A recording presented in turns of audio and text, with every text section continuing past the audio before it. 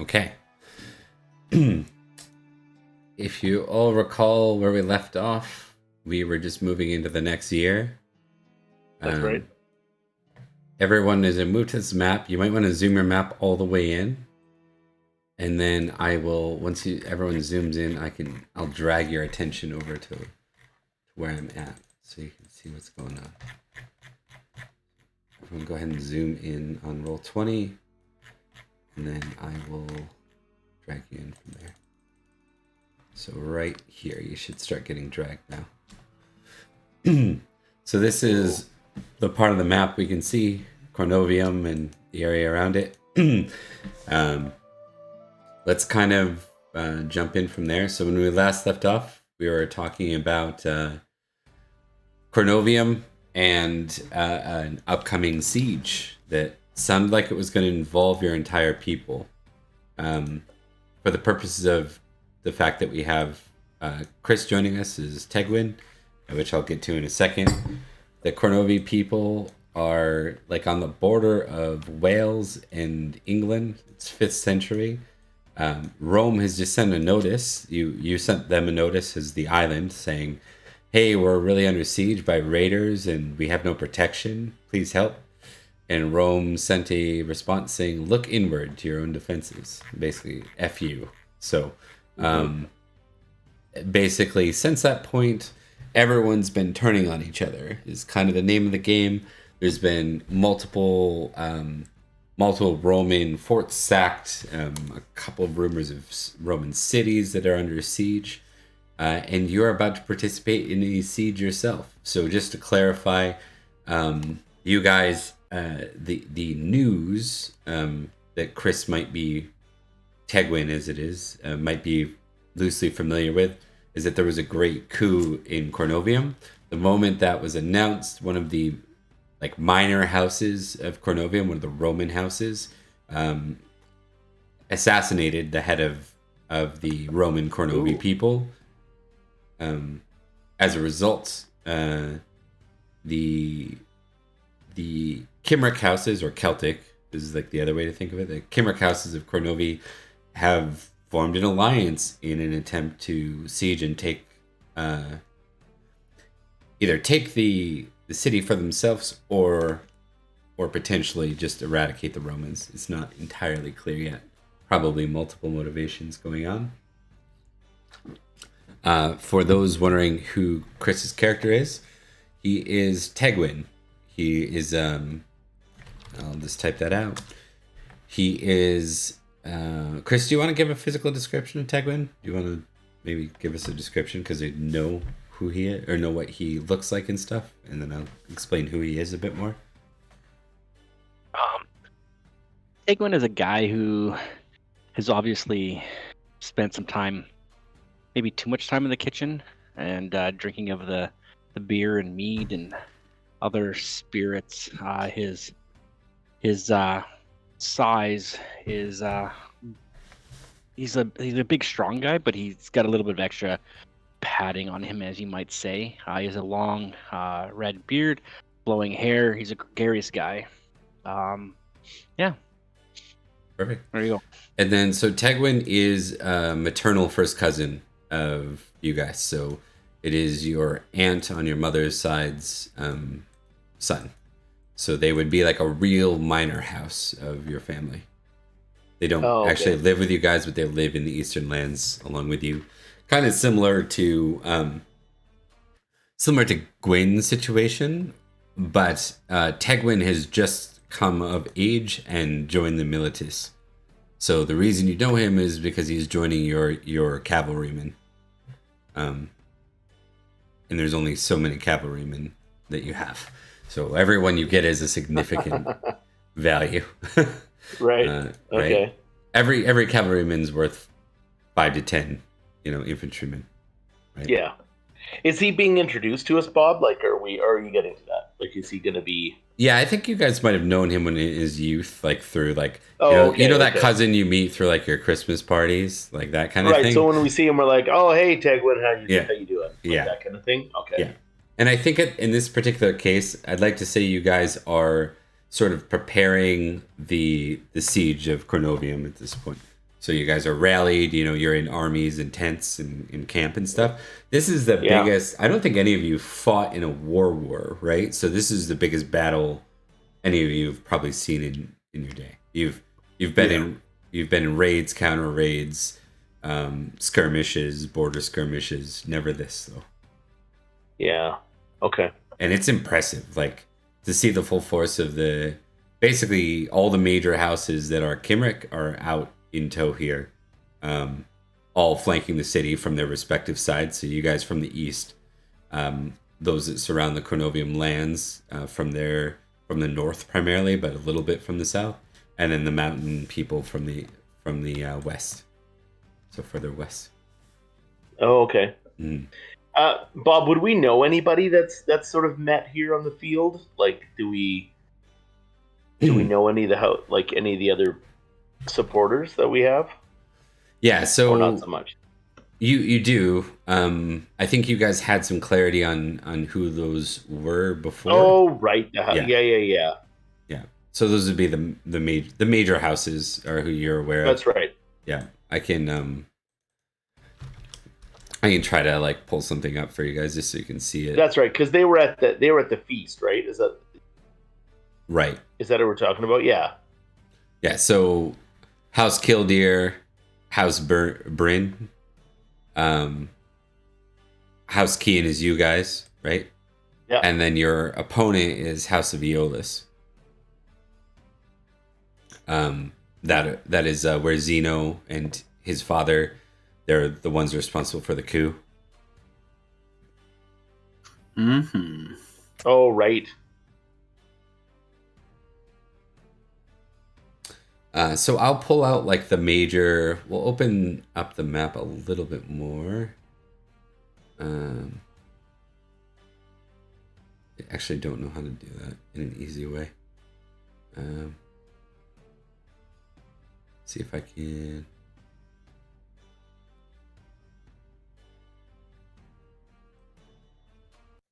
Let's do this a little bit this way.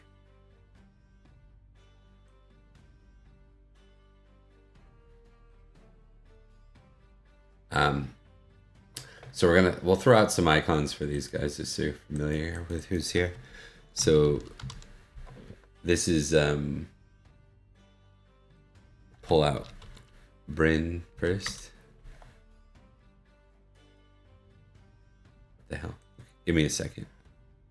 No worries, dude. Not working.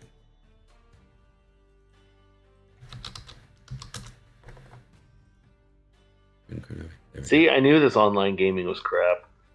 Right? I'm out. Fuck this shit. And I gotta go take a pizza out of the oven. Yeah, Right. all those things at once. Right.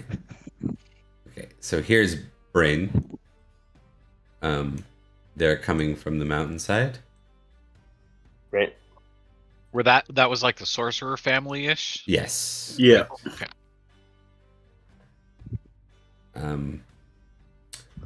Then there's House Killdeer, which are the ones you met with last time. Yeah, at the feast. Yeah, that's right.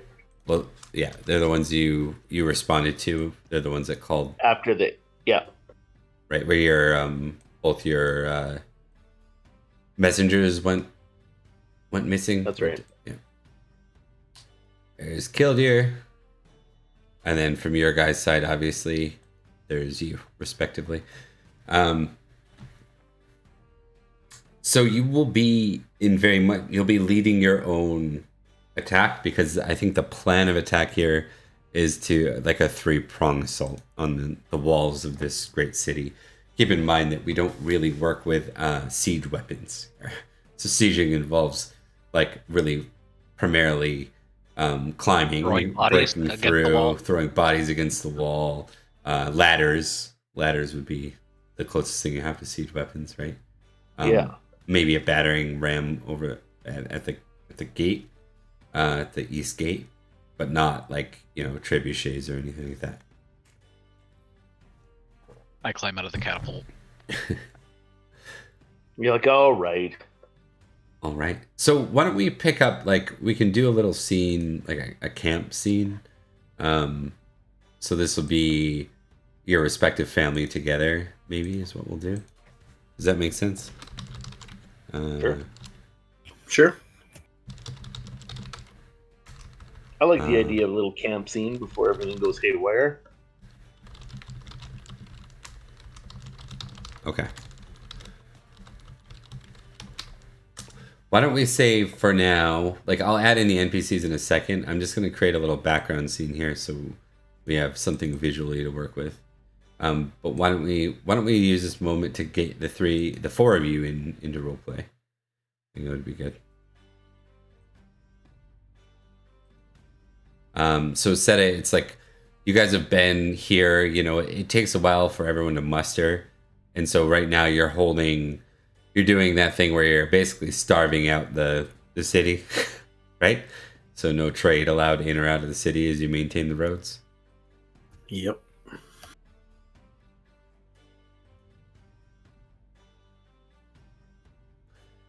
And I'll bring the rest of the NPCs from the family that are in. We should probably verify who out of your milities are present. Are you bringing the full force, Paul? Like your full, everyone who's considered milities?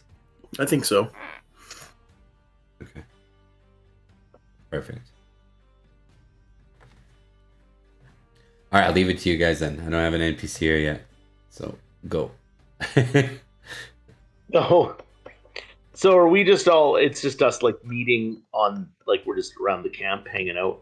Yeah, it's nighttime. The night before. Yeah. Right. All right. Well, the night before. How's like where are we? Are we all in the same tent, sort of thing? Are we like kind of chilling? Yeah. Sitting across or around a fire, stay warm. Get an overflowing tankard in front of me, and a nice bowl of stew. Well, lads, are we ready for tomorrow? I think as ready as we'll ever be. I remember Father talking about this. That first feeling before something major. I try not to think about it. Same. I think I need a drink. The beer helps with that. Corin's kind of going, and he's got a bit of a smile on his face because he's been working on raising the morale of the various female combatants in the various camps around. He's been doing diplomatic visits to the other camps. Of course, yes, that's great. I don't think they'll allow too much of that. Like, people probably catch on pretty quick. Shut that down. It's all in the name of diplomacy and raising morale. Of course. And maybe shaking off some of the jitters and the nervousness for a big battle. You're like raising morale. Whose morale? Yeah. You call it, eh? You know, this might be the last night we're alive. No. There are beers to drink on the other side of this war. And many songs to be written. There you go. I'm currently in the process of setting up a scene to give you guys a visual, at least. Mm-hmm. So I don't think I didn't think they made songs for those that are still alive. They do. Corin, why don't you, you've got a couple of campfire tales around. Like, why don't you sing us something? Yeah, I can do that to kind of help raise the morale around the campfire, get some kumbaya going. Totally. Right. Oh god. Give me a singing roll.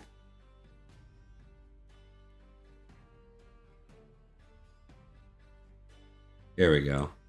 Well done, well done. Spirit successfully raised. There we go. There's a campfire for y'all. drag y'all out here to...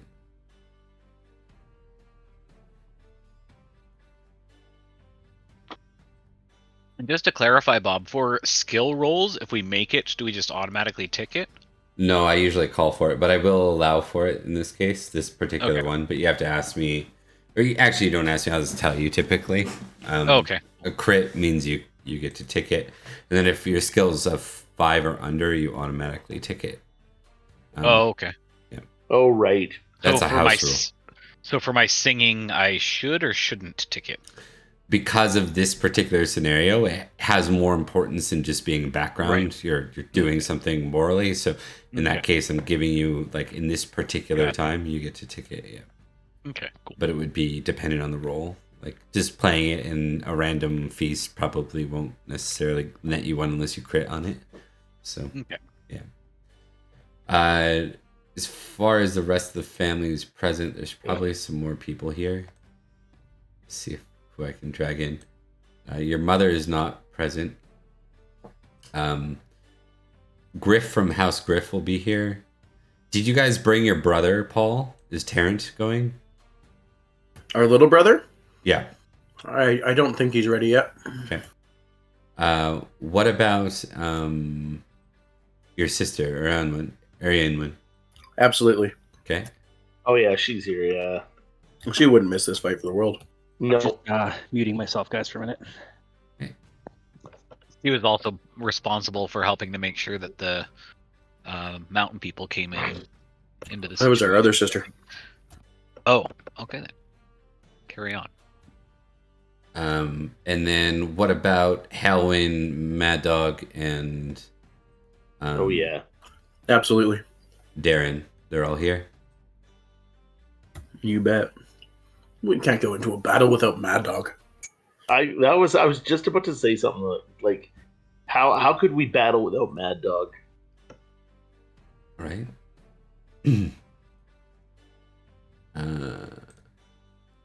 Okay. So, and then your bastard brother's here too, right? Yeah. Okay. Halwyn. Okay. So this is the populated group now. You guys see the map with the campfire and stuff? Yep. Okay. So that is the current situation. Paul, is there any sort of leader arousing kind of comment or anything you want to make to everybody while you're here, or any actions you want to take as a leader of this battalion? I'm currently sharpening my sword. And I'll say, everyone make sure your spears and swords are all sharp.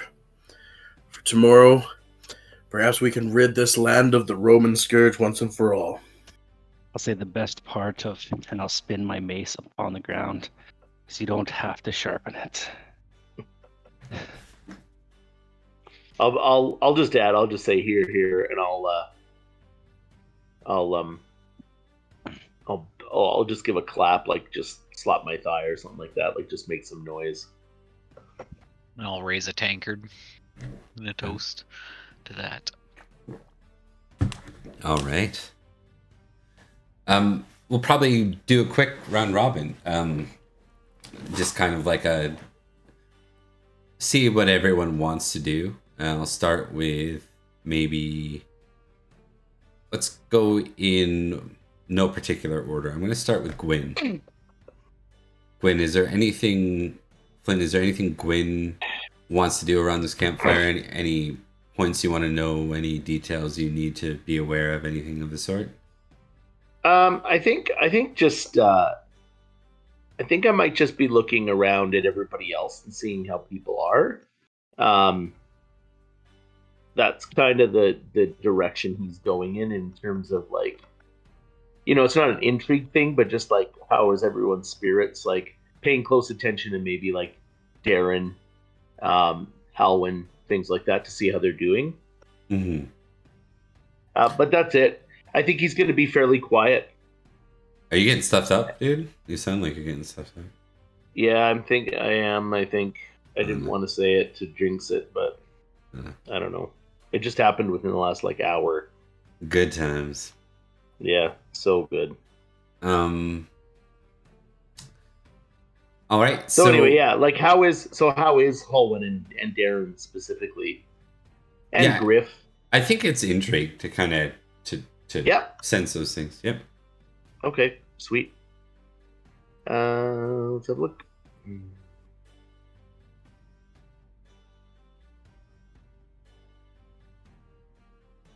That's a success. Okay. So, I'm gonna do this. Yeah, that's perfect because it's who I wanted to be. Helwyn, I think you get the sense your brother, your best brother, is nervous. Like everyone's doing pretty well, high spirits. He seems to just kind of be staring into the fire, and he appears pleasant enough. But like, there's something on his mind. You know him well enough to know there's something on his mind. Totally. Mm-hmm. Okay, I'm gonna go sit by him. Like, I mean, I know him well enough. Like, I'll just go sit by him and just be like, "How you doing, brother?" Well enough. Aye. He's Could mostly you be doing better though. Yeah, a little quiet.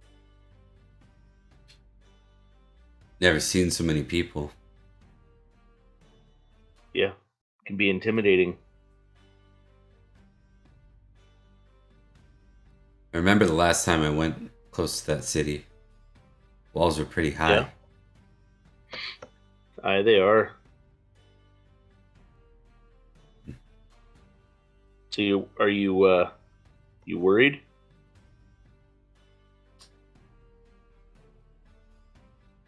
I'm not afraid. Didn't say afraid. I mean, I didn't think you'd be afraid. But it's okay to be a little apprehensive about things at times. And we're doing something we've never done before.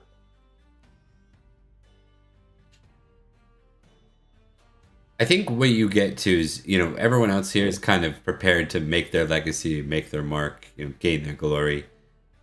And what you get from him is almost like a sense of him not having enough time to do what, like if this were his last night, that would be bad, right? That would mean a young, any of you guys, most of you are young, right? You really didn't have time to make your mark on the world. That's right. Yeah. Yeah. And I just want him to know that it's okay to think that way. Like, it's okay to be like apprehensive. It's okay to be freaked out. Mm-hmm.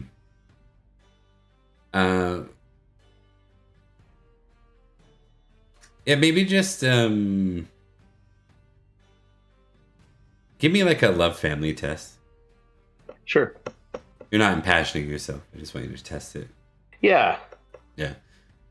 I think you do, you do what you can with the scenario to make sure he understands that you're... Yeah. And I'm going to tell him something like, I'll be looking out for you out there. You're not alone. And then I'll just kind of pan and just be like, and you have every one of these men who will be on the battlefield with you. Not. All right. So, perfect. So let's go in. We're gonna go around the campfire in a circle. So we'll go to Kian next. Anything you want to do or say before the big battle ahead?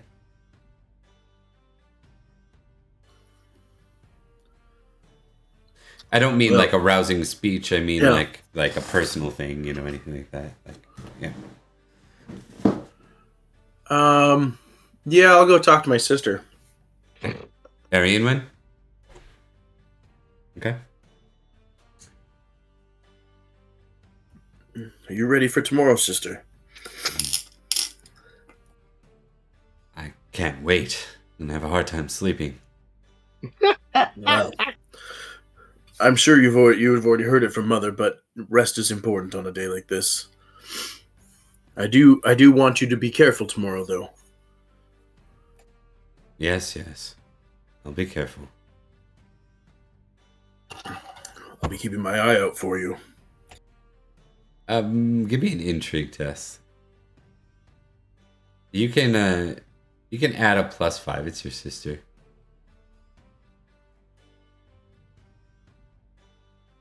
It doesn't matter. That sounds about right. Yeah. It doesn't really matter.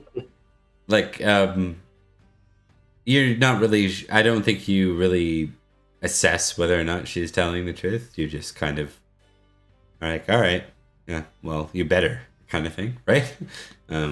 Older brother mode. Yeah, exactly. Yeah. Cool.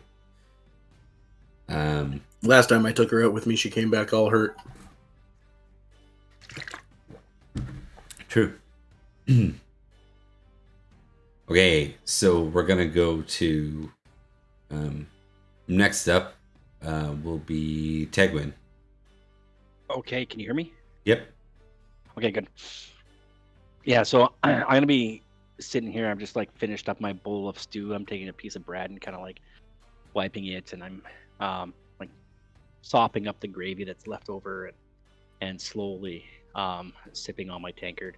I'm not being very talkative or engaging at this time. Tegwin's actually quite worried about tomorrow's battle and what may come. Often what he says is when he is engaged, it's almost like false bravado. Never having faced this before, he's a little worried. Cool. All right.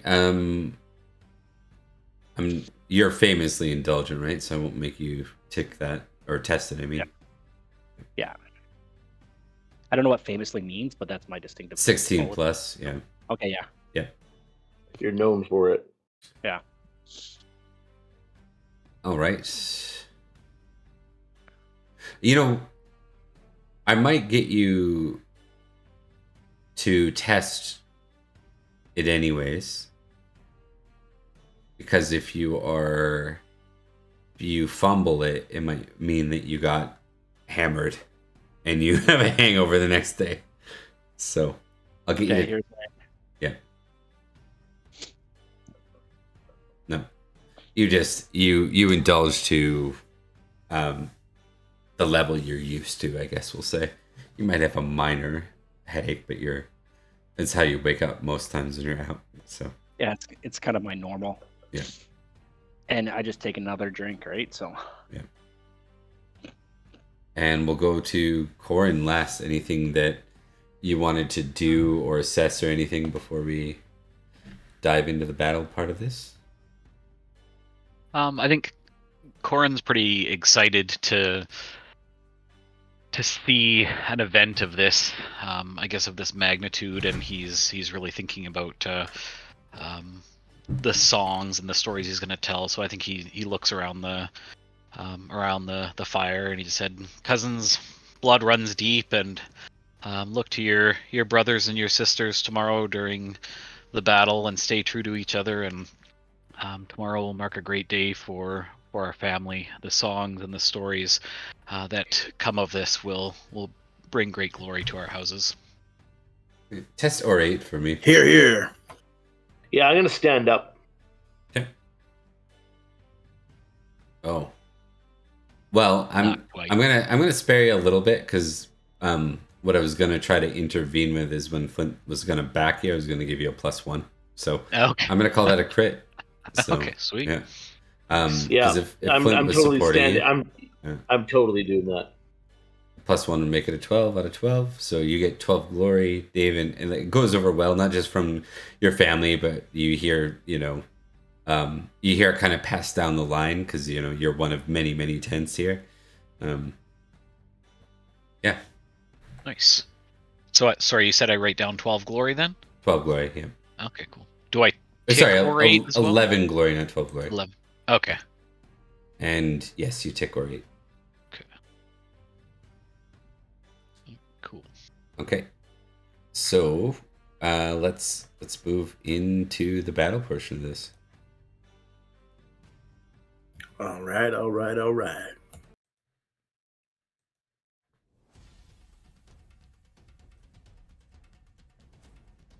Okay. And then I'm going to reshuffle some points around here. Just bear with me. Do a big what we do in life echoes in eternity speech. Right.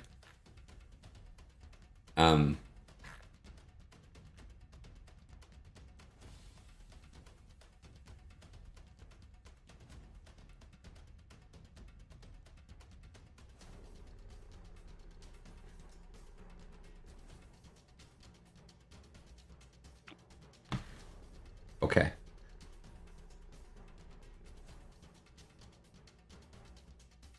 And then, though Amhar is not here, Amhar is your other flank. If you remember Amhar of House of Amhar, he was one of your supporters on the other side. Yeah.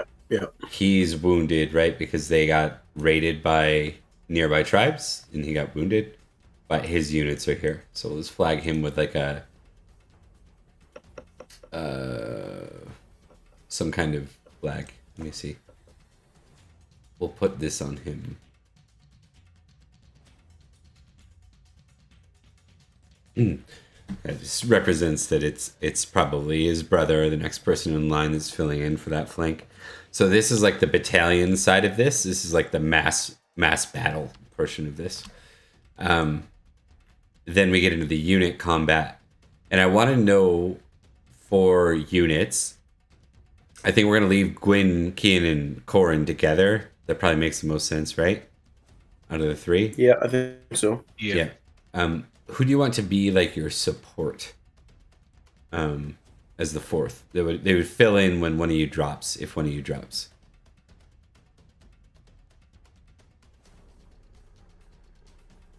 Oh man. Well, blood's thicker than water. Probably on my sister. Our sister.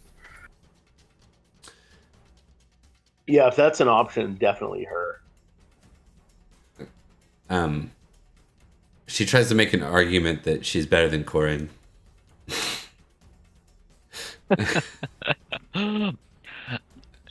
we weren't right in the midst of battle, I'd challenge her to a horse race or something. Right. Mr. Horsemanship. Right. I'm like, sister, but Corin is prettier. I give her my best smile. Yeah, I was gonna say, better at what, sister? Maybe we say all those things at the same time. Yeah, right. She's stuck in the support role. She's not super happy about it. She's playing Tarek right now. Tarek.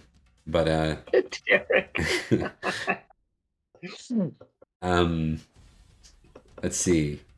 I think so. We're gonna compose the group that Tegwin's with. Out of who's left. So, Mad Dog.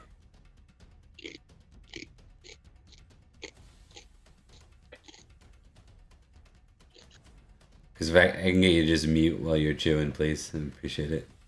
I do upload these for all to see. So, and then, okay. This is who Chris's unit will be with. So he'll be with Darren, Mad Dog, and I think Darren will actually probably play the backup here. Being the least competent of the fighters. Even though he's actually, you know, it might be your brother. Might be your brother. Who's what? Who's the fill-in? Yeah. Or the support. Yeah. Because all right. You mean Halwyn? Yeah. Who was? Remind me. Was it Helen or Darren that was highly successful in the last couple of fights? It was Halwyn. He took down the assassin guy. So it'll be Darren then. Hold on. Okay. Then it will be Darren in the backup there. So, for the player party, I know Tegwin's technically a player too, but this will be like Unit 1. And then Unit 1's right flank will be here. And your left flank will be another, like, basically random house. Because that gets into people that aren't anyone you know at the unit level. And this will be the situation. So, if you guys recall, when we do this, we go through this battle, these sets of battle steps as we go through. round one is, you guys are on the outside, so you're dealing with what defenses they leave outside the wall to defend against That's right. you. So it's going to be kind of weird, and you're going to be able to stay on your mount, but that might change depending on what your options are as things go on. So let's start by getting a... Well, it's going to be a unit commander role. Chris, what's your battle, actually? My battle is my battle. I gotta find it. It's on the Combat right. skills on the very right. Yeah. 10. 10. Mad Dog wasn't necessarily great at battle. He's great at killing people. Good old Mad Dog. You gotta love him. You gotta love him. Let's just see what they got over there. So, Mad Dog.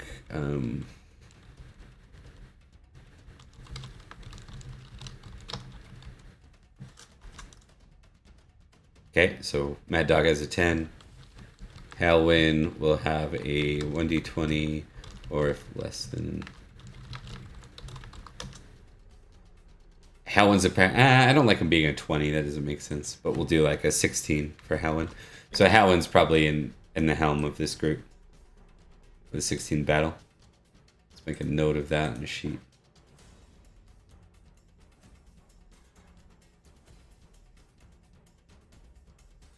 Makes sense. He's been doing really well. He has. He won on 1v1 an assassin, so Yeah, no kidding. Okay, so Halwyn's going to be the commander on for this unit, and then Paul, you're the commander on this side. Okay. But you're also the commander in general, right? So the thing you might want to consider is the risk of you falling if you get injured and playing it carefully. I'm not saying you have to, I'm just saying you have to consider it. So, here is the situation. So we go to step 0 context. You actually outnumber them 2-1. But there is an additional factor for them, which is they are they're gonna get fatigued because they've been starved for the last couple of weeks. Like, trade has been shut down and they haven't been able to leave, so you've been starving them out. But they're gonna get a +5 for the walls, right? So yeah, that makes sense. Let's start by getting Paul. You're gonna roll, and then I'm gonna roll for Halwyn real quick. Just battle? Yeah, just battle. Don't worry, the NPCs don't roll that much in this. It's just the PCs. All right, so 2 successes. So you're both in a good spot right now. So you both maneuvered well.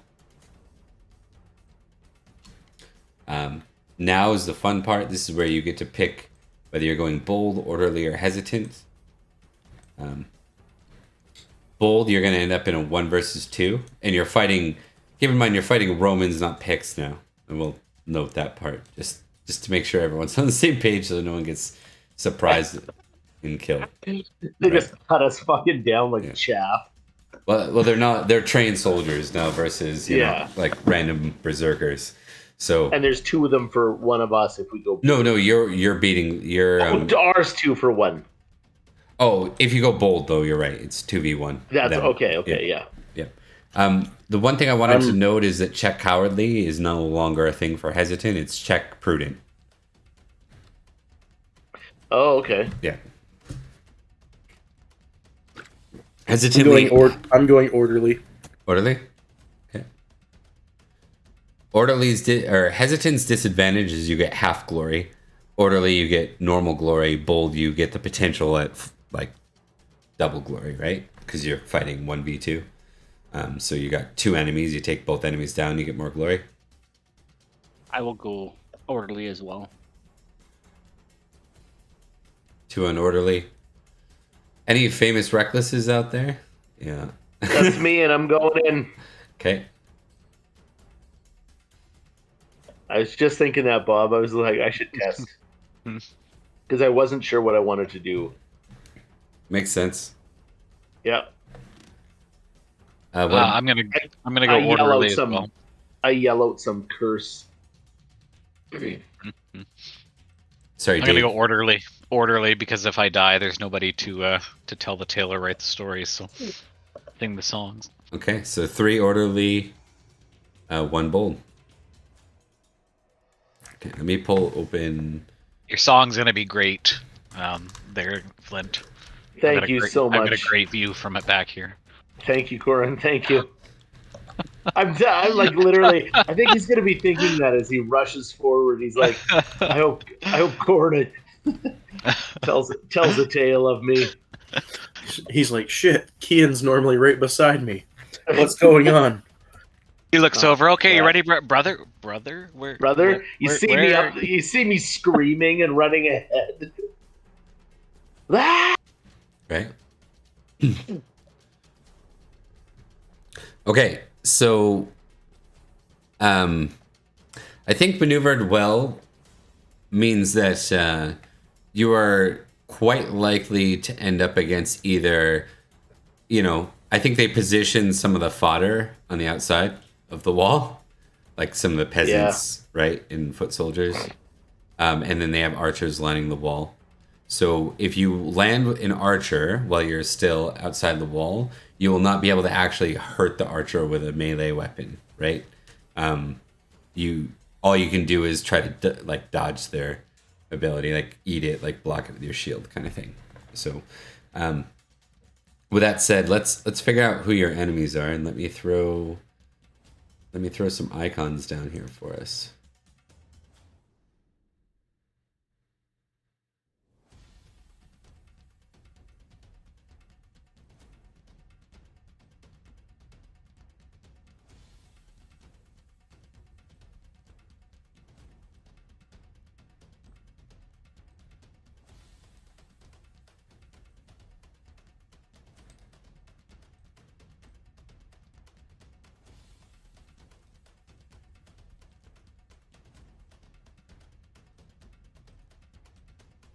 Dirty bastards.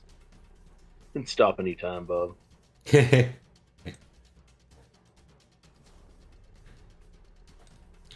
Setting up the equivalent units. Okay. There we go. Bob, hold on. He's like, right click, right click, right click. Right. There's not enough room on this map for all the icons. Right. They're just behind you too. It's like, what? Yeah. I test and change my stance. Right.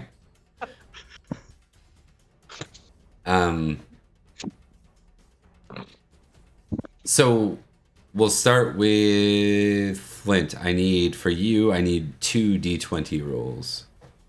Just D20s? Yeah. 3. 16. 3 and 16. Isn't that Stone Cold's Austin 316? Yeah. John That's 316. me, Stone Cold. Stone Cold Kian. 3. Or Gwyn. Isn't it Gwen from 16? It's Gwyn. Archer.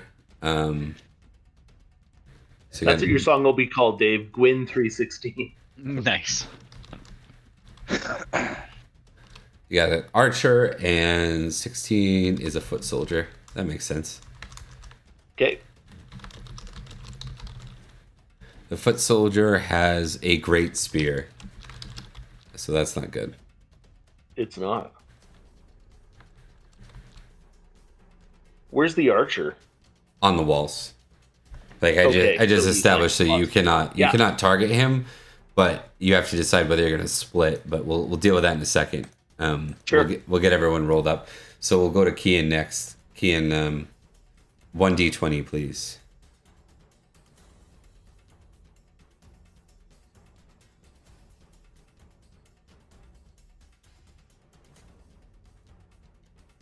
Eight. Foot soldier. Makes sense. I think this, the bold Flint, you're leading the charge forward. That's why you're being targeted by archers. Makes sense. No, absolutely. That's kind of where he's at.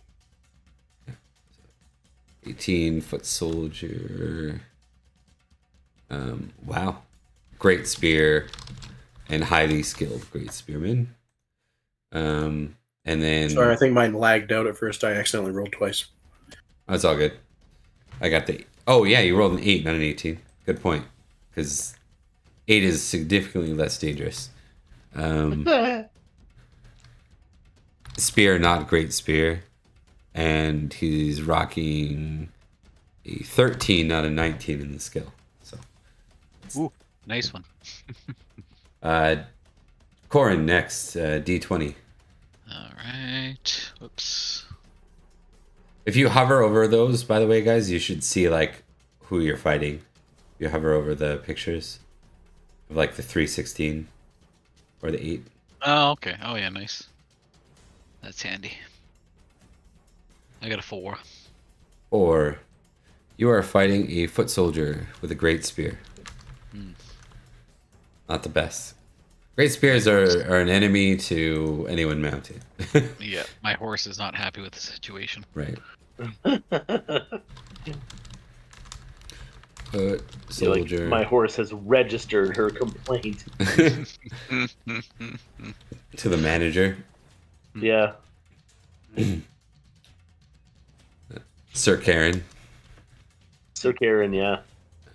What was this? 4, right? 4 is a 10 4. skill. Sir Karen of House Walmart. Okay, and then the only other one we determine is Chris's. So Chris, you get to... Oh, you get the 18. Good times. This is the game where your really high rolls probably burn you. 18. Foot soldier. 17 skill. With a great spear. All right. Well, we'll see what happens. We're gonna start with All right. we're gonna start with Gwyn. Now, Gwyn, obviously, we know your situation is interesting in that you got to split. You can't split to attack the archer. So what you want to determine here is: do you want to let the archer just try to hit you? If he hits you, just eat the damage, or do you want to try to split to block, like to block or dodge the oncoming? No, the first one. Okay. I'm gonna put all my stuff into the spear guy. Let's see if I'm not gonna worry about the archer. Let's see if the archer hits you. Then we'll start with that. Okay. Chicks dig scars.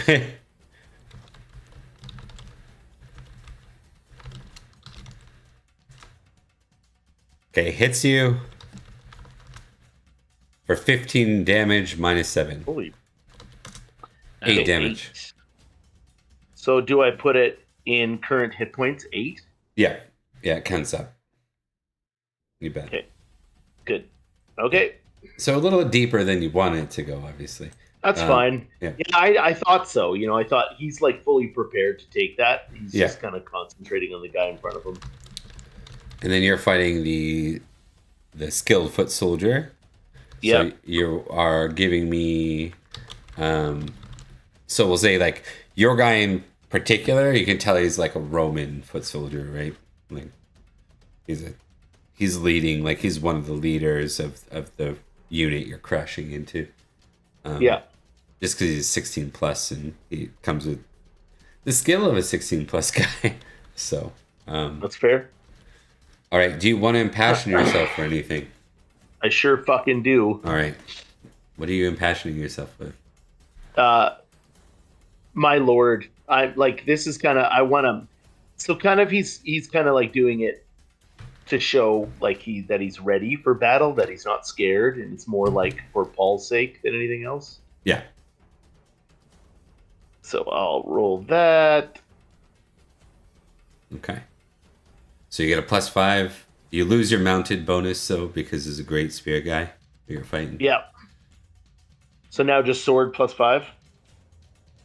Correct. If that's how you're attacking this guy, yep. Yeah, that's it. A sword's my best skill, so. Okay. Oof.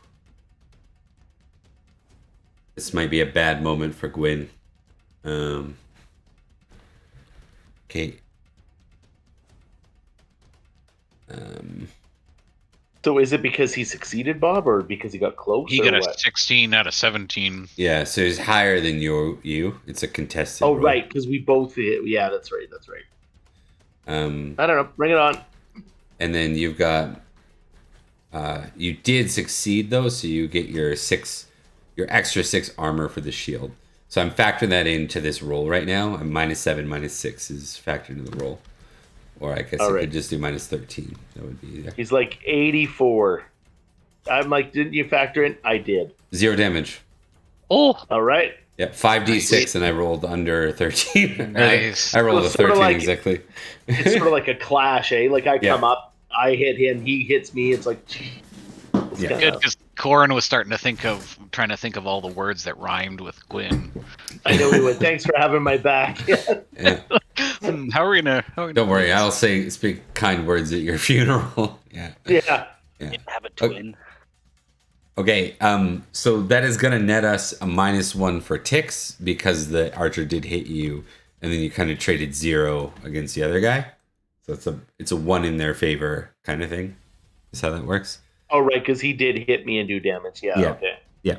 If the archer didn't breach your armor, then you would have been good to go. Which he shouldn't have with Totally. 3d6, but he got like 5, 4, and 6. And then this guy should have done a lot of damage to you with 5d6, but he rolled like garbage. So Got it.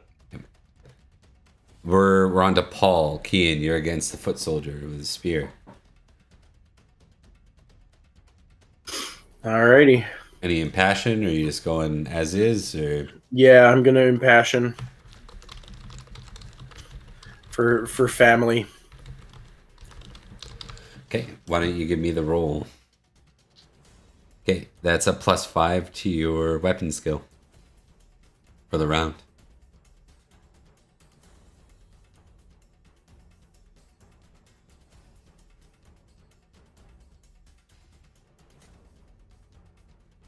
Okay. So, You know, sorry, swing- Chris. swing at him. Chris, I'm rather sorry. than type it out, Chris just asked me what impassioned was. He just like texted me. So, impassioned, Chris, is just like you're basically thinking about your family and how important that is. You're basically building yourself up for like an extra boost. So if you test something and you impassion yourself, you get a +5 bonus. So if you're like, for love of whatever it is, and you go striking into battle, you get a +5 bonus. Paul, You can't always do it. Paul, you're fighting a spearman, not a great spearman. And so what I realized is you actually get a +5. So what was with the bonus of +5, your sword skill was a 22? Is that correct? Yeah, that's correct. Okay. So if we add an additional +5 to that, your 9 would have been, okay, here. So 9 + 5 would have been your outcome. So you would add a 14 there. Yeah. Because because you're not fighting a great spearman, you actually get to include your mounted bonus here. Just average Steve. Average Steve Spearman. And his reflexive minus means that he misses you outright rather than critically. So lucky. Yeah, that would have been a critical if he didn't have the -5. Because fighting people who are mounted when you're not using weapons that are designed to anti-mount is a very scary thing. So you hit him, is the short story. Why don't you give me your damage roll just to see what happens?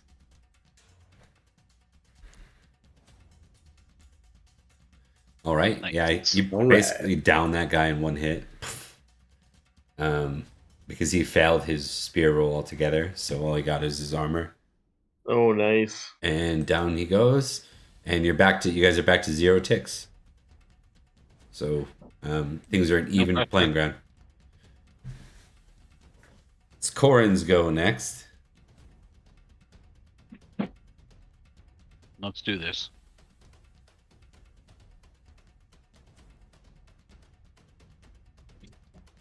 So I've got a great spear guy, so that cancels out my mounted bonus. I'm just rolling straight.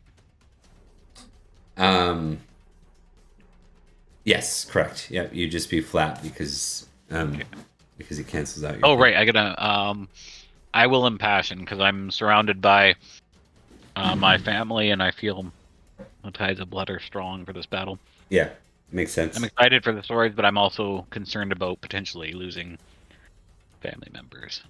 So love family. Oh, you will. All right, I got that. So now I'm rolling with a +5, right? Yes. Okay. Yep. So spear +5. All right. Okay. +5. He does not get a -5, right? No, he doesn't. 1d20. So there's a foot soldier. Foot soldier.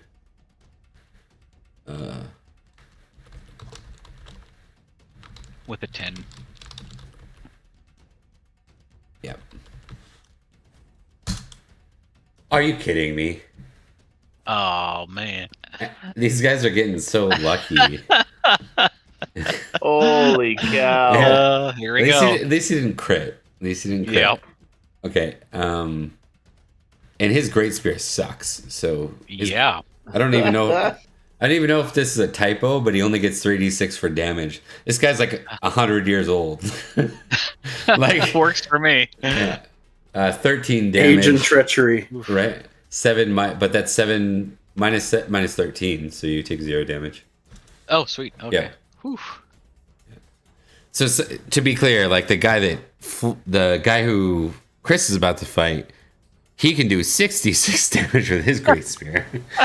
Chris is fighting a prominent Roman. So Chris, with that in mind, If you're gonna jump in, you might as well jump in the deep end. Right? You might as well. Good thing you brought that extra padding. Yep.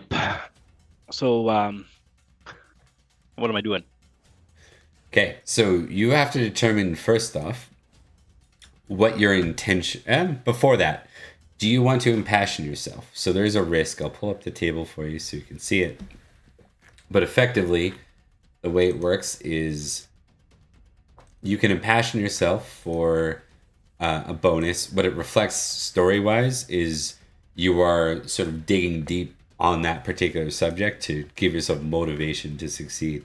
Thinking of this as a game designed for Knights of the Round Table, I mean, it's basically the Lancelot mechanic, right? So what that gives you is the ability, you can decide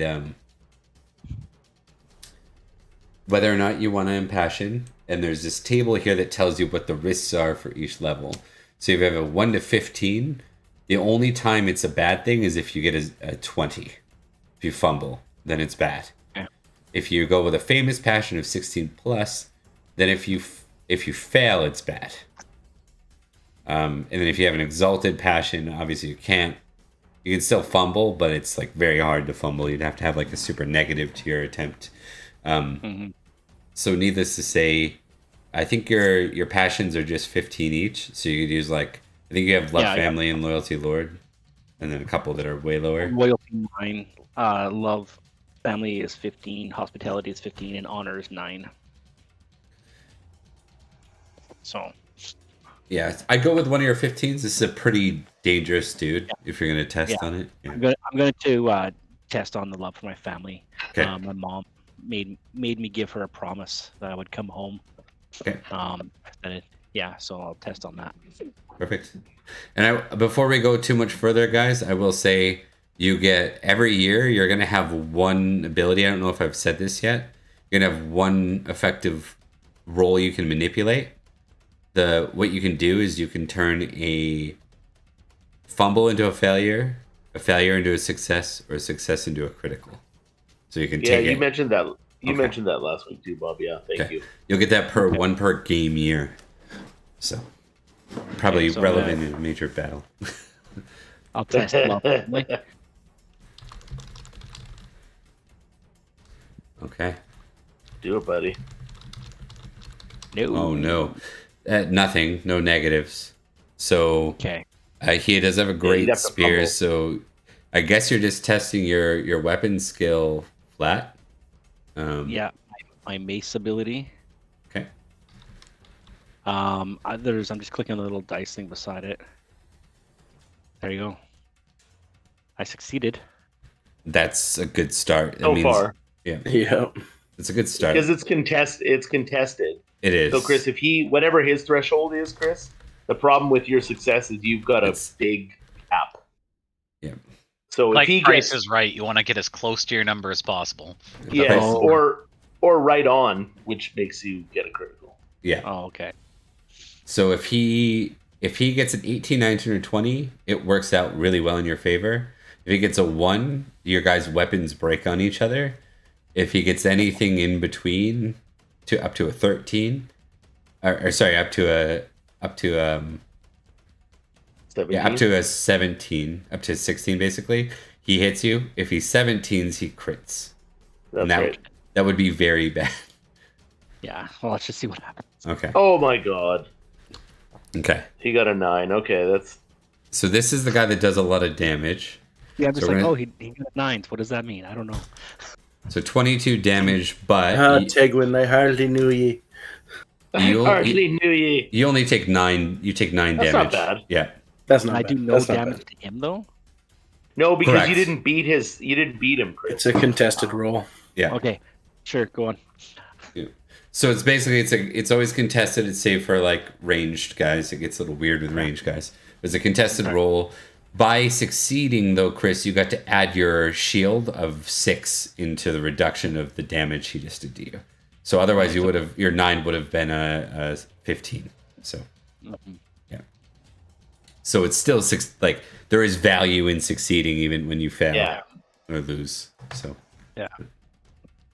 okay. So -1 for Tegwin. We're gonna see how Helen and the rest of the group is doing here. Helen and Mad Dog.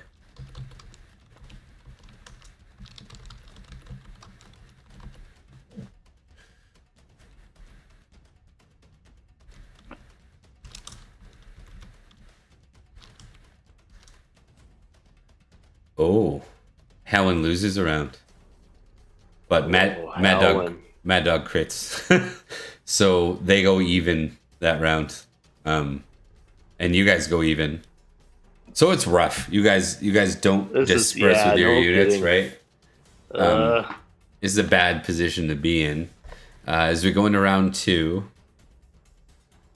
let's start with determining the battle rolls. Sorry. So we'll come over to here to this chart. This is how we conclude the first round. So we check here and we say, okay, you guys both tied, right? But you both succeeded, right? You both succeeded at the commander rolls. So you end up with 0 ticks. It's a tie. That's good. It could have been a disaster and then your unit's annihilated, right? You lose. So there's some like strategy in this as you go, but it's kind of interesting that you don't know it as players because your characters wouldn't know it. Like you've never been in mass battle before. It's true. Right? The one thing the Romans have over you guys, and I think it's very clear despite you having the numbers, is they train in armies, not in raiding parties and counter raiding parties, right? Totally. So we go back up. Paul, we need another commander roll for you. And I'll do Howland's here.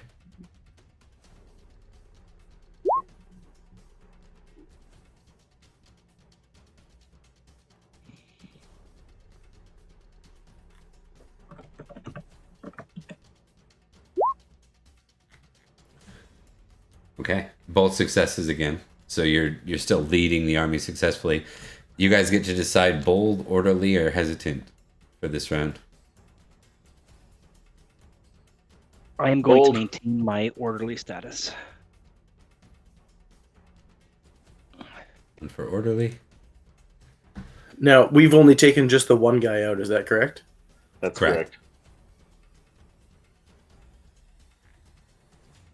And who was that? Who was successful? Paul, right? That was me, yeah. I think I'm gonna stay orderly as well because it's I'm gonna stay orderly. Did you say reckless, Flint? Or bold? I'm not even testing bold yet. Okay, so Flint, you're gonna have an option here, and it's up to you. You can protect the rest of your enemy or the rest of your unit, or you can be one of the first up on the ladders. Ooh. Now you lose your mounted bonus, right? But you end up like you're not getting the mounted bonus when you're fighting great spears anyways, right? So it's totally up to you, but you could in bold stance you could start going up the ladders now. I'm doing it. Yeah? Fuck it. Yep. Okay. We're gonna pull you kind of aside here. And we're gonna assume then that someone will fill in on your flank.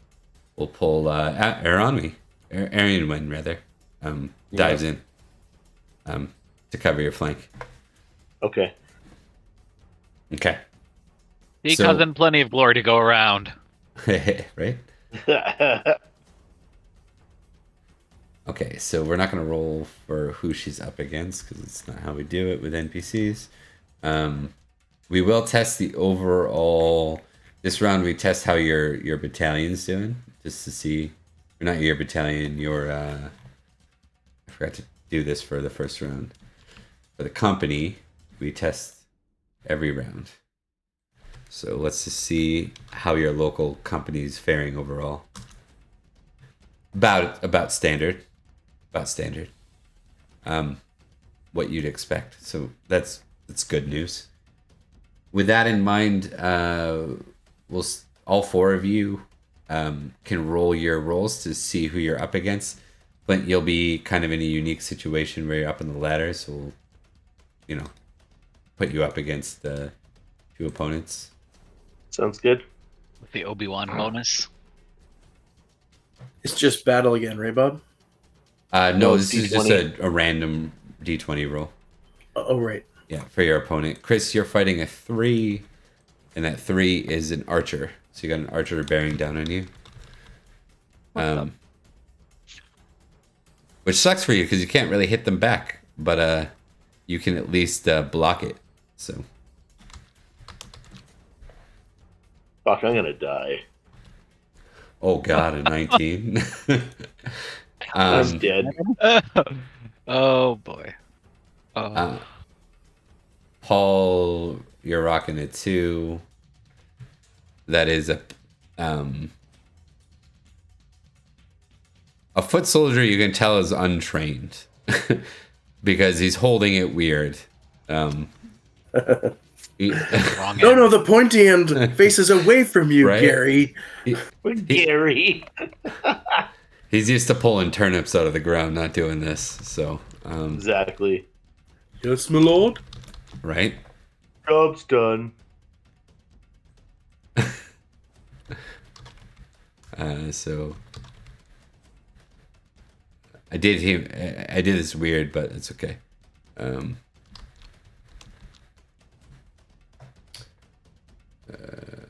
then he has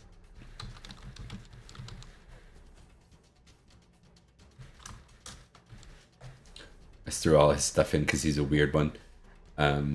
Corin, we figured out yours. Tagwin, we got yours, so we're on to Flint's 2. Flint, you got an archer. That makes a lot of sense. Yeah. So archer And a mountain troll. I'm just Like, pushes Don't your forget ladder the off. bug witch. it's a cave troll. Let's be honest. It's a cave troll. He just picks me up. Oh, gone. So you That got would an make for a song. archer skill 16, which is not ideal, and then your other one was a 19. Another archer. This makes a lot of sense. That they're bearing down right. with you, right? Bearing down He's on got you a with- pointy thing and he's coming up the ladder. Get him Yeah, get him. before he gets up here. Shoot that son of a bitch. Like Legolas in the Battle of Helm's Deep. Bring him down. Right. If it's Legolas, I'm in trouble. We'll see what the rolls amount to here. Yeah. Um, I look like a pin cushion as I fall off the wall on the other side. Now, Flint, Obviously, you're climbing. You can still use your shield. You'd apply your weapon skill to this to reflect your shield and stuff. Unless you'd rather test your dex, so you can test your sword or test your dex. What's the? Let's see what's bearing down on you. Actually, Sure. First you got to determine whether you're passioning yourself before I roll anything. Yeah, absolutely. I'm trying to basically what I'm trying to do now is I want to get to I want to get up the ladder and be like yell something out to people like forward we're going forward, we're moving forward on for our family, for glory. As I just go for it. I want to be an example to people that we can just go headlong. Leroy. Okay. So what I need you to do then is you need to pick a passion that isn't the one you used last round. And you need to roll that. I'll use family then. Okay. So you get your +5. Now, are you going to split against both these archers or eat one and dodge the other? What's your plan on that? I'll eat one and attack the other or dodge. Oh, I can't attack them, can I? You can because you're going up the ladder. Actually. Okay. Yeah. Then I'll attack one. I'll do the same thing. I don't want to split. Do you want to attack the more skilled one or the less skilled one? I don't know who they are, in all fairness, so you pick, Bob, or randomize it or something. Let's randomize it.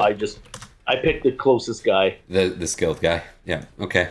Okay. So that's your contest. So we'll start with the guy who gets a free shot on you, the 13 guy. Sure. So he hits.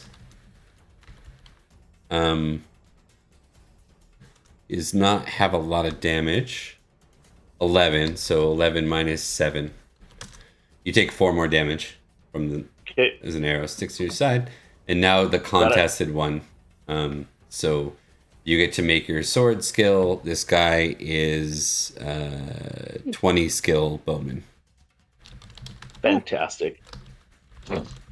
Nice. Okay, that's better. Okay, so you're gonna get the better of him. Yeah, fuck you. Yeah. Nicely done. Just give me either a strength or dex roll, and I just want to not see a fumble here. That's the only thing. Okay. Don't fall up the ladder. Yeah. Did you factor in your impassioned? I don't know if you factored. Oh shit! No, I didn't. So it's okay. It wouldn't have mattered, but you wouldn't have been able to fail. Okay, so you get up the ladder. Give me your damage. Damage 5d6. Come on, please, for the love of God. Why? Yeah, so the fuck is that? 5d6. You're fighting in that. 5. That's like 2. That's like 2 points on each. 2, no, 1, he's 2, got 1. He's an archer. He doesn't have your kind of armor, right? So it's 8. He takes 8. Thank the gods for that. Yeah.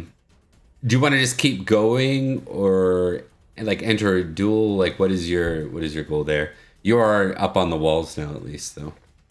Yeah, I want to dispatch this guy if I fucking can. Okay, and then I want to turn around and be like, up the ladders, come. I want to be like a beacon for people to see me. Yeah, that makes sense. That's cool. Yeah. So whatever that looks like, I want to get rid of this guy. And if I can kill this guy, I'm going to toss him over the other side. Sounds good. Okay. So, that was Flynn. I think we dealt with him first. Yes, we haven't done anyone else's. Let's do Kian next. Sure thing. Fighting the foot soldier, kind of. I'm gonna try something. Okay, that's a little bit better. So we're not impassioned anymore in this round, right? Right, you have to re-impassion yourself. You have to retest something that you didn't test before. It has to be a new one. Yeah. I'll just leave it alone for now. Not great, but still a success. Still a success. Well, there's good news. This guy is almost incapable, unless he crits, he's incapable of hitting you or doing damage. So, and he's -5. So he fails. Give me a damage roll.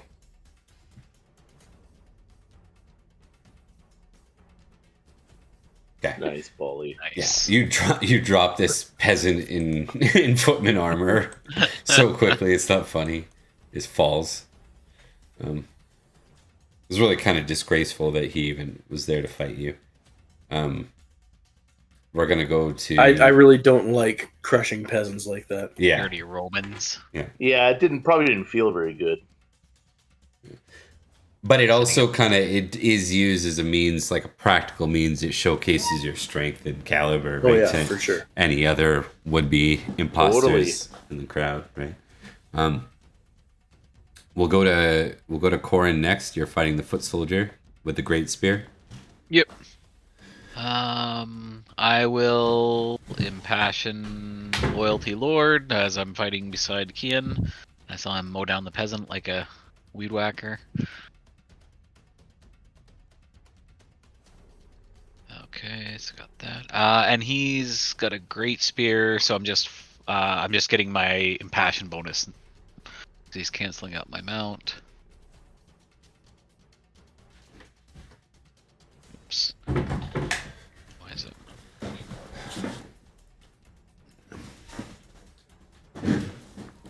All right. Okay.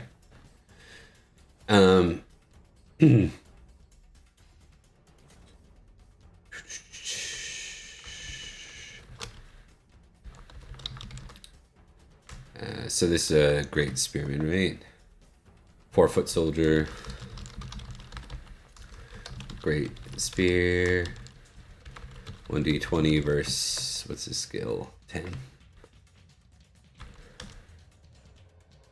He hits, but you succeed ahead of him, and he doesn't have a shield, so you're basically you win. Okay, sweet. So Bob, he got a 6 versus 10, right? So He succeeds too. Yeah.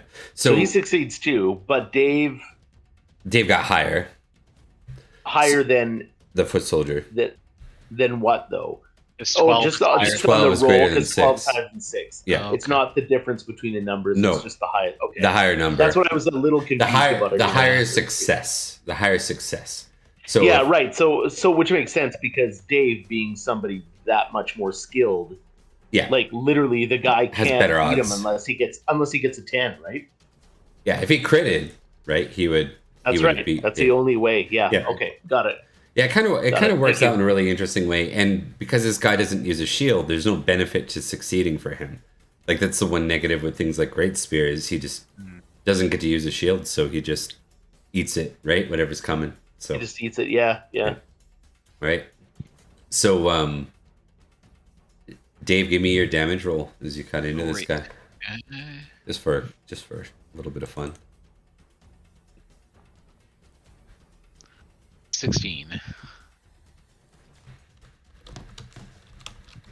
And Flint, if it makes you feel any better, that's on a 46. It makes me feel a little bit better. Just kidding. So Maybe I'll throw myself from the wall. You guys just got 3 ticks because Arianwin just succeeded as well. So you're gonna you're gonna overwhelm this unit and take them out this round. Nice. So, I'll yell, well struck, cousin. I still have to go yet, so. yeah, you're in a totally different unit. So now we get to see what's okay. happening to Tegwin. So Tegwin, unfortunately, you're in a shitty situation, and I'll give you the option. You have managed to basically take a shot from an archer, which leaves you no enemy to target, kind of thing, in your stance. Do you want you could abandon your horse and start up the ladder if you wanted to. It would mean that you'd have to move to bold for next round if you tried that. Alternatively, you could just try to deflect the arrow and prepare for the next round, kind of thing. The next round, would I then be at the ladder, or am I still like? So basically, the way it works is only the bold right now are at the front lines enough to be on the ladders, right? The units haven't, like, nothing's breached the walls. So if you're going on the ladders, you're putting yourself in a bad situation. Like picture the Battle of Helm's Deep, right? Where you would be an orc, and like so you're getting, you're coming up a ladder filled with guys shooting arrows on you, etc.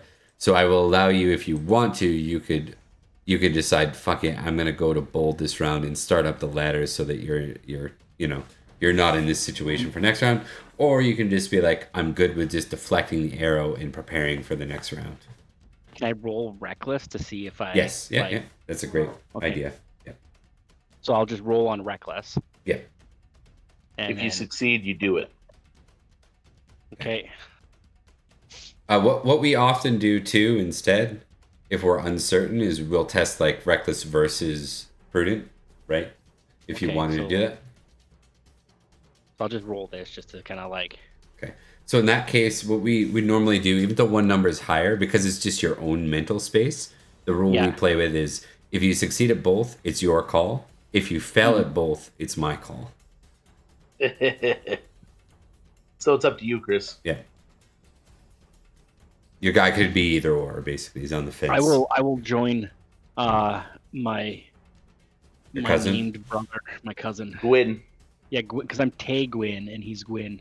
Oh, gotcha. Yeah, good point. Totally different names. Okay. Yeah, I know, but just like I feel like that's I'm a joke joking. Tegwin's been rolling with forever. Right? Yeah. Every time he says it's to Gwyn, Gwyn just rolls his eyes and walks away. I'm like, Jesus. Okay. This friggin' guy, you guys. This guy. Gwyn, Tay Gwyn. I'm like, yes, I remember. I haven't forgotten. All right. We're going to go ahead and get you to roll to deflect the arrow, though, Chris. You still got a shot coming in on you. Do I roll my mace on that? Yes, you do. Okay, can I impassion myself too? You can, but I will note that you only get to use each passion. Like every round is a new passion in battle. Yeah, it doesn't make sense. I'm like, hey, have a glass of beer, right? Like, doesn't make sense. So I was just gonna like roll on my honor, just to. Okay. Like, yeah. I just mean if you use honor now, you don't get to use it later. That's all. Yeah, and all you're doing is deflecting an arrow right now. So. Okay. I would recommend against it, but you might be right because what if this arrow crits you, right? Yeah. So I'll leave it to you. I'm gonna roll on honor. I like. Okay. Yeah. Ooh. So no. No, it's okay. No negative to that. Okay. When you fail a passion, by the way, guys, as long as you're not in madness or melancholy, I will allow you to retest it later, right, in the battle. Oh, I was just going to ask that. Yeah, okay, thanks, Bob. So that's probably pretty good, right? Yes. So you raise your shield and the arrow sticks right in it. So if you just chosen to eat the arrow, for example, he would have hit you and done damage. Yeah. So yeah. Okay. All right, so that counts. That will count as a win for this group over here, and then we'll test Halwyn, who's now injured, and Mad Dog.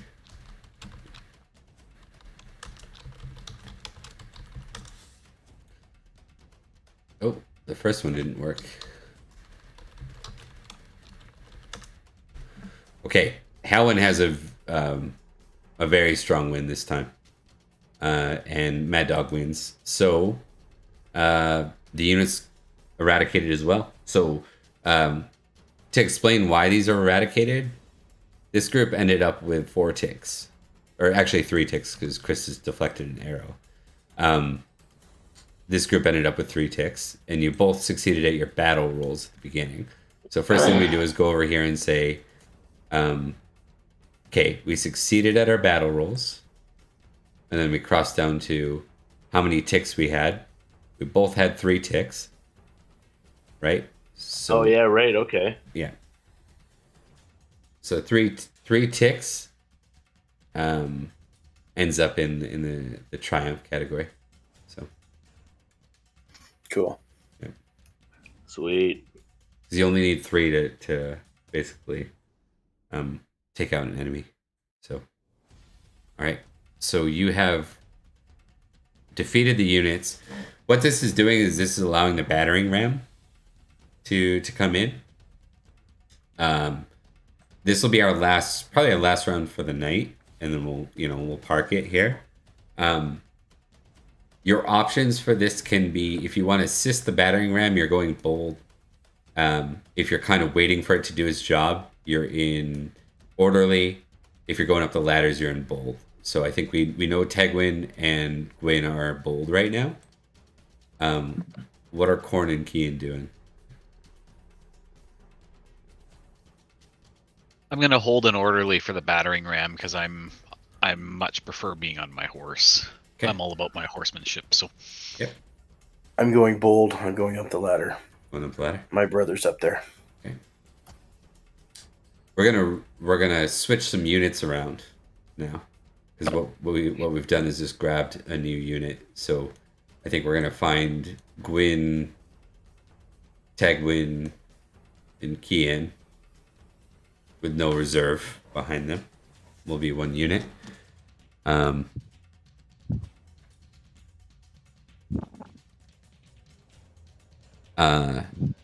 Mad Dog is probably in his own solo because he's gonna start going up that ladder too if he can. No, you know what? He's gonna stay and try to batter down the battering ram. So he's going bold, but he's staying in the unit with these guys. Arian Wind's gonna go up the ladder with you guys because that's what she does. She fights and she's gonna do what she can to get up there, even though she prefers cavalry. When she gets to the top, I'm gonna casually say to her, "It took you long enough." Right. I like to bug her because she knows that I respect her like a shit ton. I think Dave, you're gonna end up in kind of a unit of a couple of like cavalrymen, but not these guys. Okay. So not these named figures. So we'll address that soon. So you're now on the outside. Why don't we test our rolls? Why don't we do it one at a time just so we make sure rolls stay together? We'll start with Kian. Who are you? Let's see what you roll. You have to roll twice this time because you're going bold.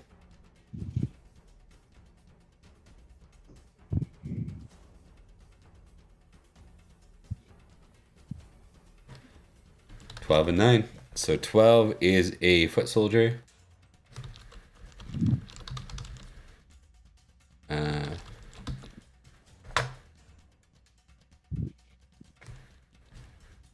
12 is a foot soldier. 9 is an archer. Okay. And Gwyn, why don't you give me your 2 rolls? Alrighty, ready. 12. Foot soldier. And 2.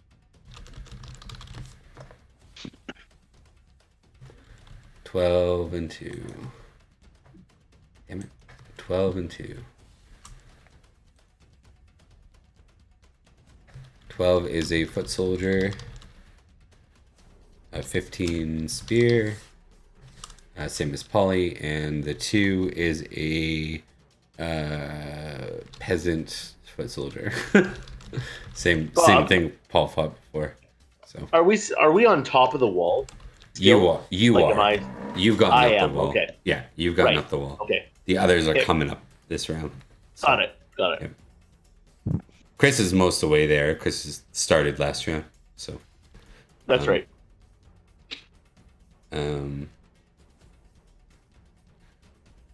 You want my d20s? Yes. A 9. 9 to 7.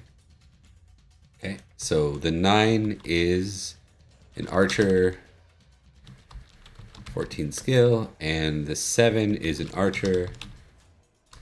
Makes sense. 13 skill.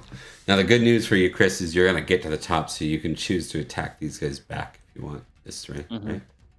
It's different than when you were on the ground and these guys were just firing from the wall. And then last, we're gonna go to Dave, who is staying, sort of preparing and dealing with anyone that's trying to come up and stop the battering ram from proceeding.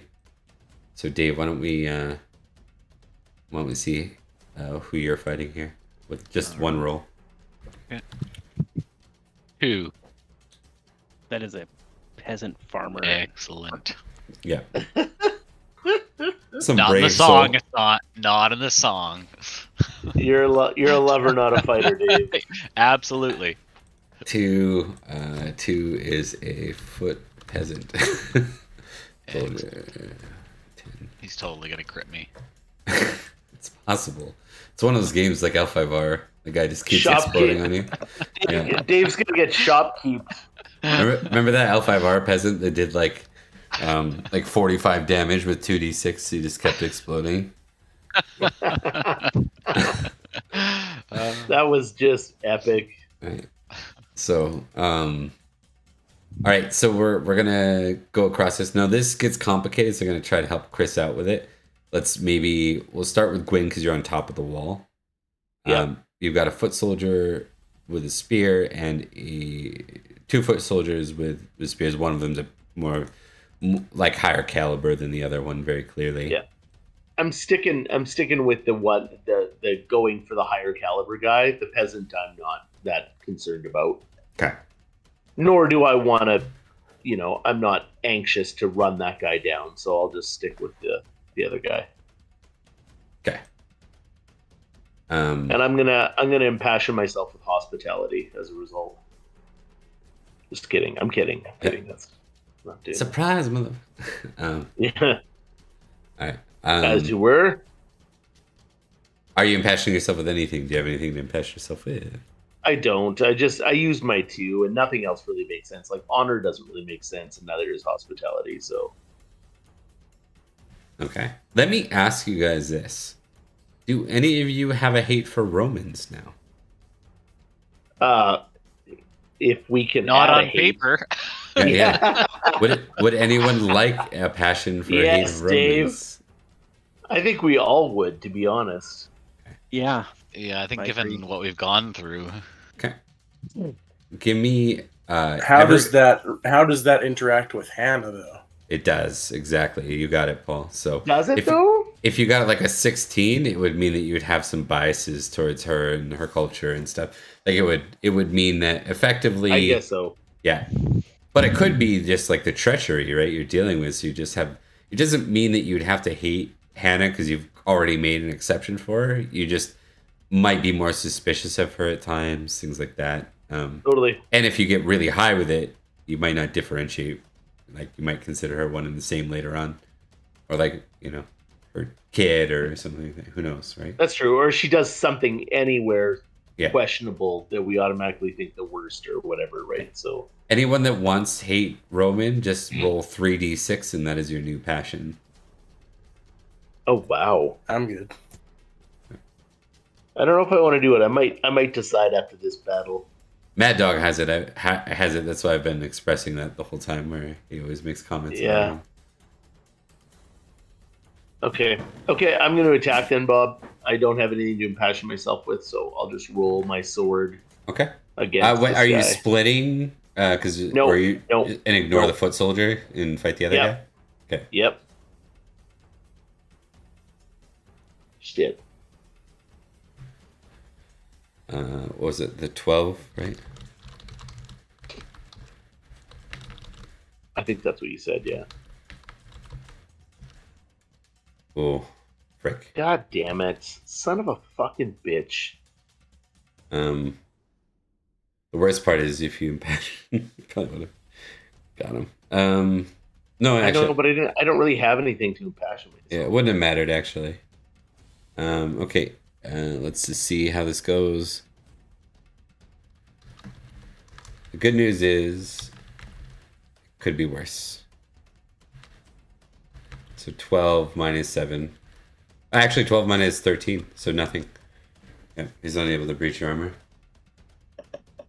So, Well, stalemate. thank God for armor. Yep. And then the other guy, we got to see if Lucky Peasant guy gets anything here. Nope. He straight up misses. So.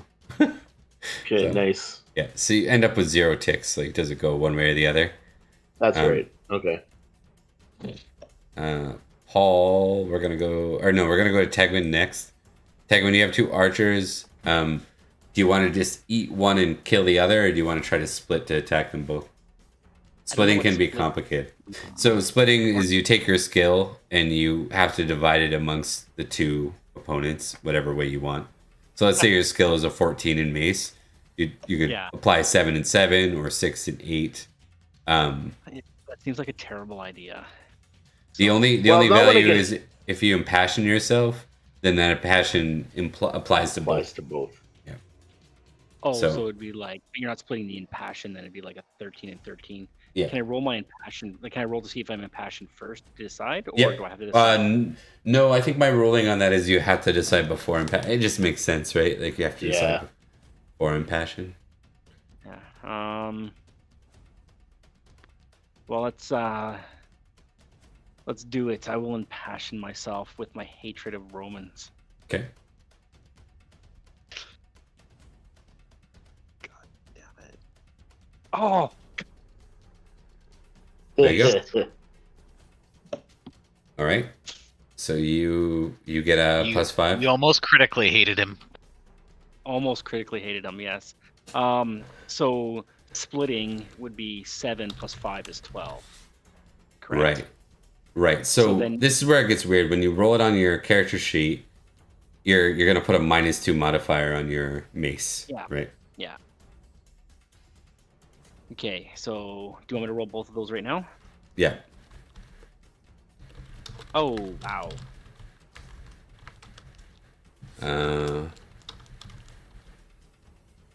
You get to roll the other one still. Yeah. Okay, there you go. Verse, what's the Archer 13? Jeez. Okay. Holy. Now you get your shield for one. You don't get your shield for the other. Neither critted.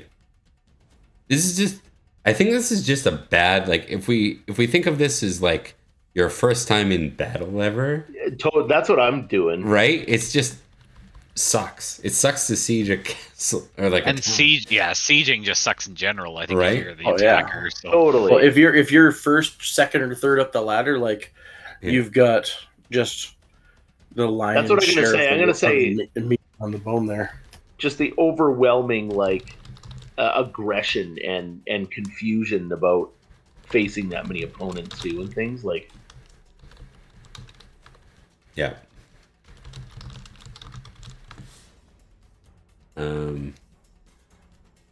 And then I'm just checking this guy. Archer 13 had 3d6 damage too. I'm pretty sure you're not going to take much here. Oh, wow. Holy shit. 9 points of damage. The one that you didn't get to do your thing on, it rolled so high you take 9 damage, yeah. And nothing on the second one. Nothing on the second. So I'm sitting at 18 of total hit points of 28. Okay. You're hurting. What's your major wound? You didn't take it all at once, so you're probably not major wound, actually. It doesn't say anything about major wound. It says unconscious at 7. Major wound is in brackets there, Chris, right? When it says con. Oh, it doesn't actually have. It just says major wound, nothing. Yeah, but it's 11. Yes, it's 11. It's your con score. No, you didn't take it. You didn't take it 11. You took a 9, so you're okay. Yeah. So. Okay. Oh, so if I take 11 points, that counts. At once, it would have major wounded you. The other thing we need to check, the other important one, because you're on a ladder right now, and I hope you're okay with this. You're knocked down. You're knocked down 17. You're okay. So you just see, like, Chris at the top of the ladder, and he's just trying to deal with these archers that are pegging him down. Give me a strength roll, Chris, to try to climb to the top here. Just don't botch. Am I still impassioned? Yes. So I get to add my 5 to this. So I don't think I can. Good. Well, just roll anyways, because you might critical. Right? Okay. There you go. Okay, you make it to the top. And then we're going to go. We're almost done here. We haven't addressed Kian yet. He's next up the ladder, right? Yep. So -1 tick so far. Kian, you are up, good sir.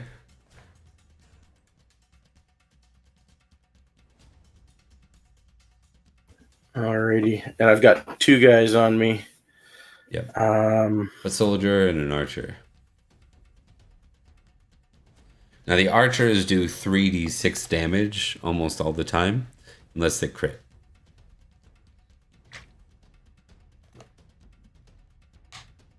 Alrighty. I'm gonna go on the. I think I'm gonna split. And Okay.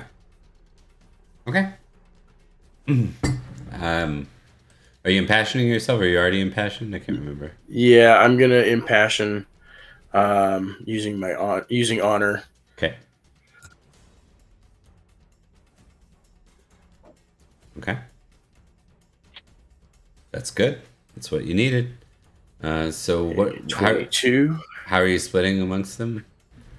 I'm gonna go 11 and 11. Okay. No, it'll be more than that. What's your weapon score, Paul? Well, it's +5, and my weapon score is 17. So it's 17. You divide it first, and then you add 5 to both. Oh, I Yeah. see. So it's higher. Good It's catch. higher than Gotcha. 11. Gotcha. Okay. So divide the 17 in half, and then add 5 to both those numbers. Sure. Yeah. I'll go 9 and 8. 9 on the foot soldier, 8 on the archer. Yeah. Okay. And then +5 on each. Okay. That's right. What's So 14 and 13? 14 and 13? So dealing with a 14, what's your skill unmodified? For sword, 17. 17. So -3 for your first one, -4 for the second roll. Okay. You want to just roll them both real quick? Ooh. Crap.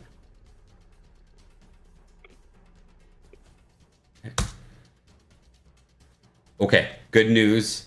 The foot soldier misses you. Nice. 2. And the archer hits you, but is probably going to do no damage because you get to use your shield on it. Yeah, because he was successful. Holy shit. What the fuck is with these archers? They are Lego. They're wood elves. Bob, they're wood elves. You liar. You take Bum, bum, bum, you bum, take bum. 3 damage, Paul. But unfortunately, Yoshi was that 3 though. unfortunately that puts you guys at -2 ticks. Now this is going to be a unique round because Arian gets to go as well. She goes in the middle of the road. So you guys have a bad round, but it makes sense. You have to get up the ladder. Paul, I need you to do a dex or a strength roll, rather, with your +5. Don't forget that. And that's just to make sure you don't go off the ladder. You're good. And then we'll go to Dave. You're fighting the peasant. Give us your Mow down some peasants. Yeah. All right. So We need a tick, Dave. We need a tick. yeah. My plus, or what did he have? Foot peasant. Am I +5 because of mounted? Because he doesn't have a great spear. +5 because of mounted. Yes, you are. Yeah. Yeah, because it's not all the other times it's been canceled out. Oh, sorry, I didn't roll the. That wasn't with the +5. Let's just see. So 17 with the +5. Or yes. You just use a sheet if you want.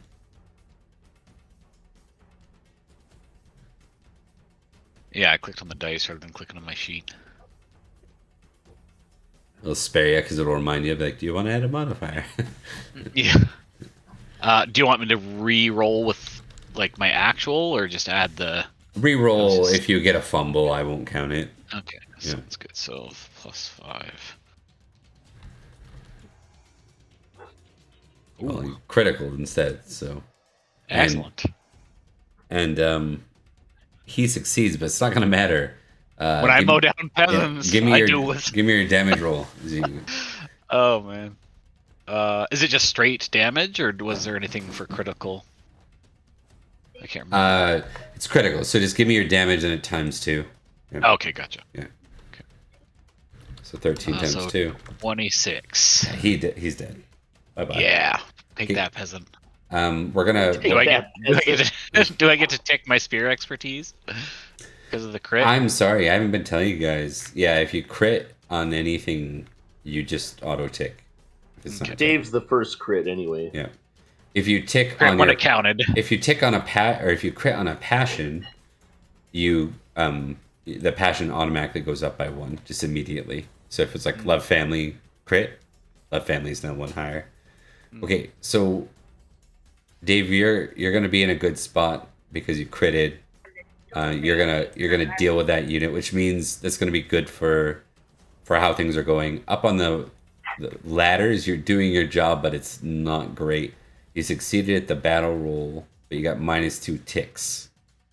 So it's not a disaster. You can call it that. No, it's not a disaster. Yeah, it is. Exactly. Actually, hold on. Nobody has died. Trying to figure out how to disaster. Okay. -1 ticks. -2 ticks. The fumble is a unit annihilated. Failure, you got a success. Your unit combat results, that's what we're not looking at. So -2. So -1 is unit combat disaster. So just go here. You're not annihilated. That's what it comes down to, right? You're just got -2 ticks. So basically, what that means is that you guys are losing some footing up on the walls. We're gonna resolve your backups, right? These 3 that are coming. So 1d6 + 1, 1d6 + 1. 1d6.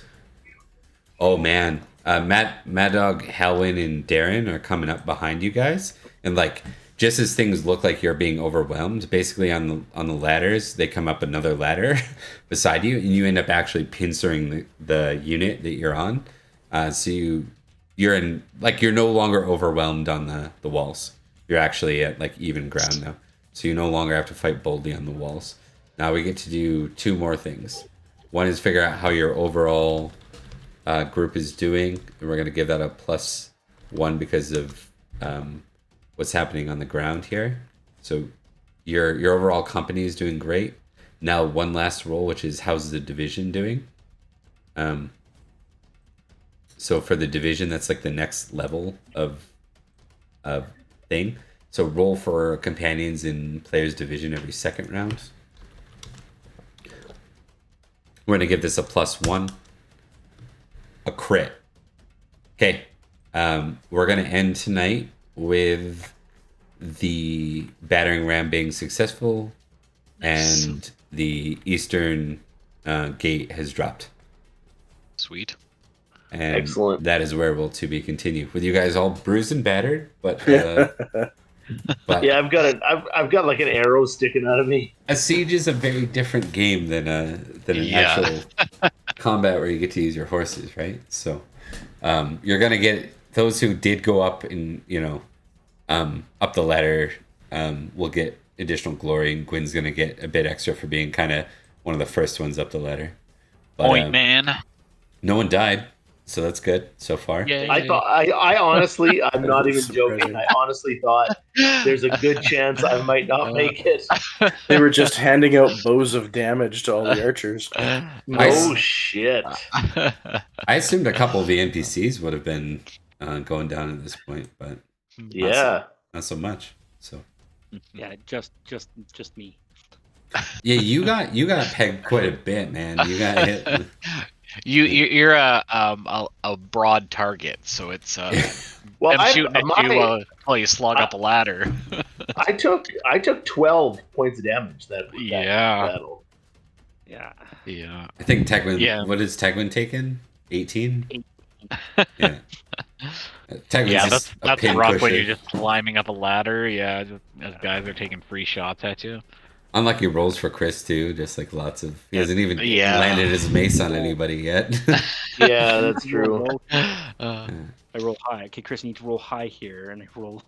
He's like, yeah, I rolled high. Wait, high is bad in this game. It's like low can be bad when you're contesting rolls too. Like getting a Yes. 1 doesn't Yeah. help you much, but It is totally. Yeah.